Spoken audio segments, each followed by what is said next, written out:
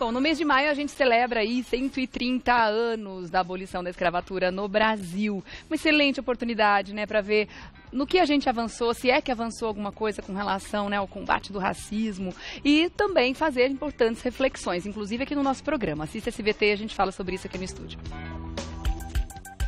No dia 13 de maio de 1888, a princesa Isabel, filha de Dom Pedro II, assinou a Lei Áurea. Com o novo código, todos os negros escravizados passaram oficialmente a ser cidadãos brasileiros, tendo direito à liberdade e emancipação. Bom, essa é a história que nos contam, que está nos livros.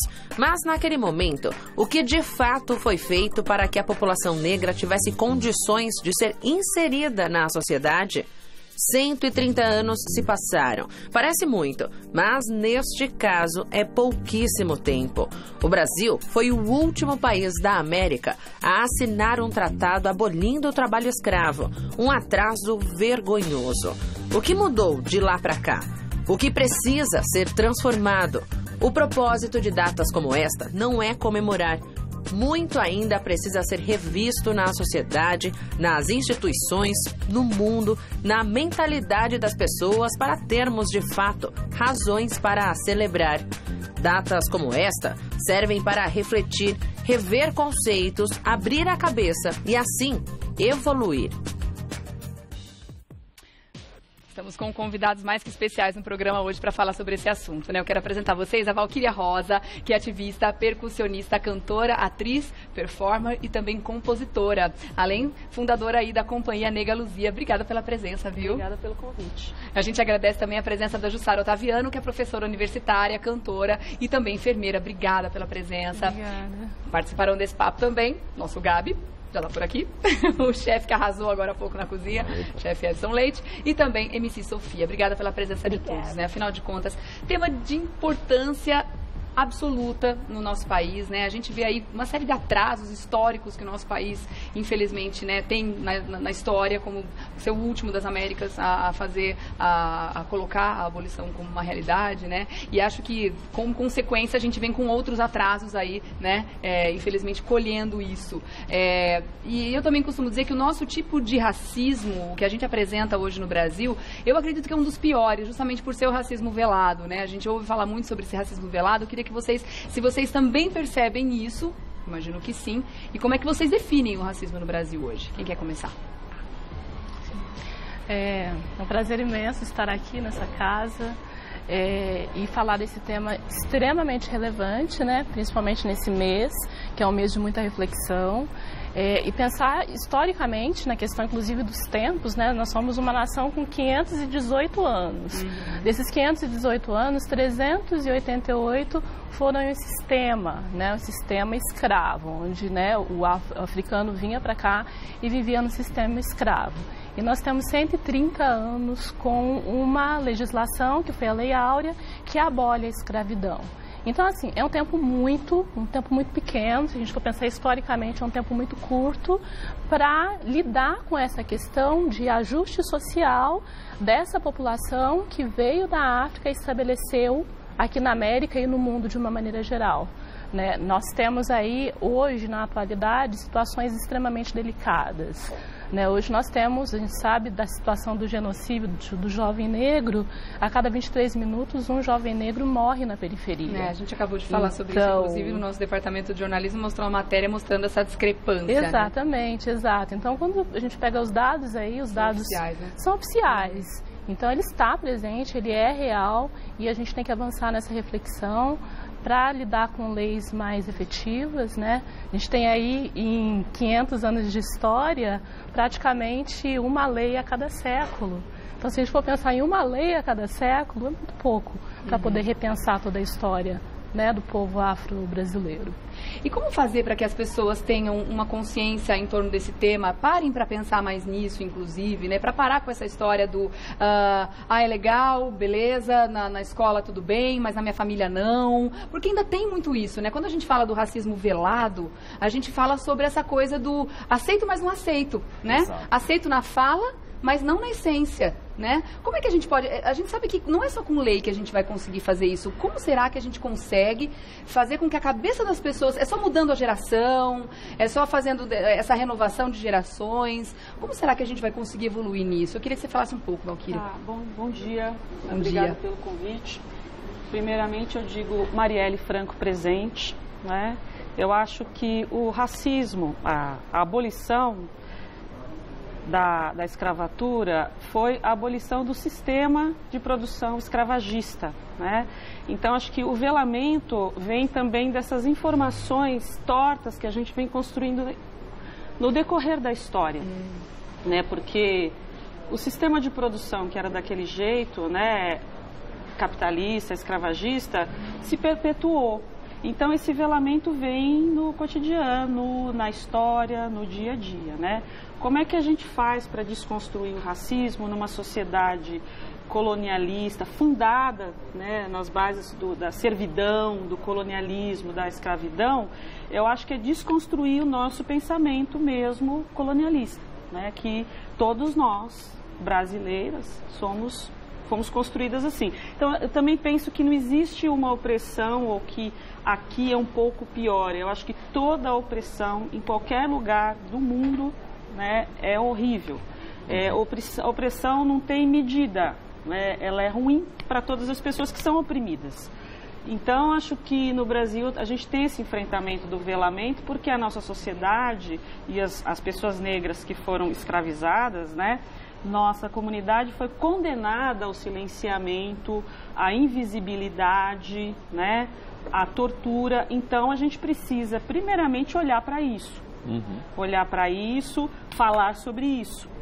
Né, falar sobre essas dores, sobre essa tortura, sobre esse silenciamento, sobre a ausência, sobre a invisibilidade, como vocês estão fazendo aqui nesse programa, porque daí o que vai acontecer? A gente vai começar a refletir. Necessitar outras conversas em outras situações, né? E principalmente, né, como é uma sociedade racialmente diversa, a sociedade brasileira, as pessoas não brancas e brancas refletirem hoje em dia sobre a sua branquitude, não é? Porque o povo negro já vem discutindo sobre as suas questões desde quando chegou aqui. A gente atravessou o navio, começamos a lutar.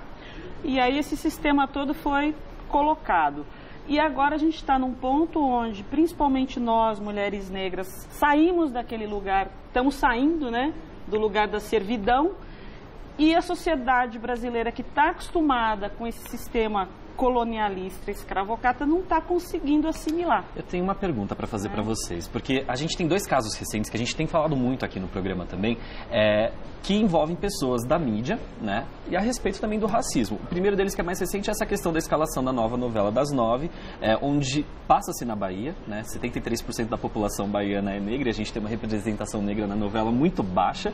E também outro caso é do apresentador e jornalista William Vac, né, que se diz uma pessoa não racista, mas acabou perdendo o emprego dele dentro da Globo por causa de uma atitude racista. Queria que vocês comentassem um pouquinho em que momento as pessoas que se dizem não racistas estão cometendo um ato de racismo e não estão percebendo.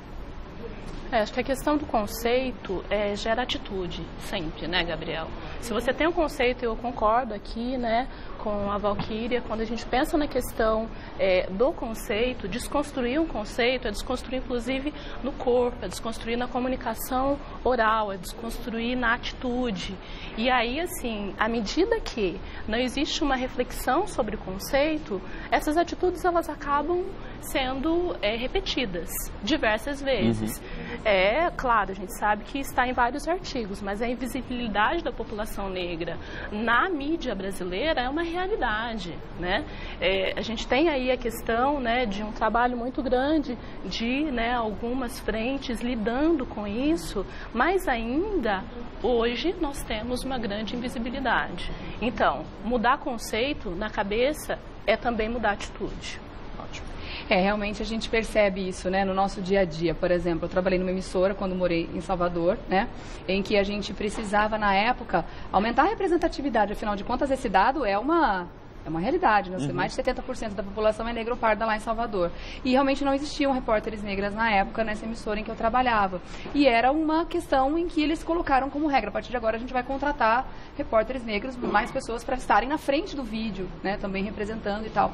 E dentro dos currículos não existiam, né? Dos currículos que se recebiam. Aí isso traz um outro problema, um problema que vem mais, né, de lá de trás ainda. Se o currículo não está lá na frente, é porque não teve oportunidade lá atrás também de se formar e de chegar o currículo na mesa da pessoa que contrata. E aí a gente vê essa questão das oportunidades, né, Edson, que você também trabalha muito com isso, para colocar, né, as pessoas para realizarem seus sonhos e mostrar que a oportunidade está ali, para elas aproveitarem também, quer dizer, dar mais oportunidades. Né? Eu sempre digo que a gente precisa entender o conceito histórico das coisas, né?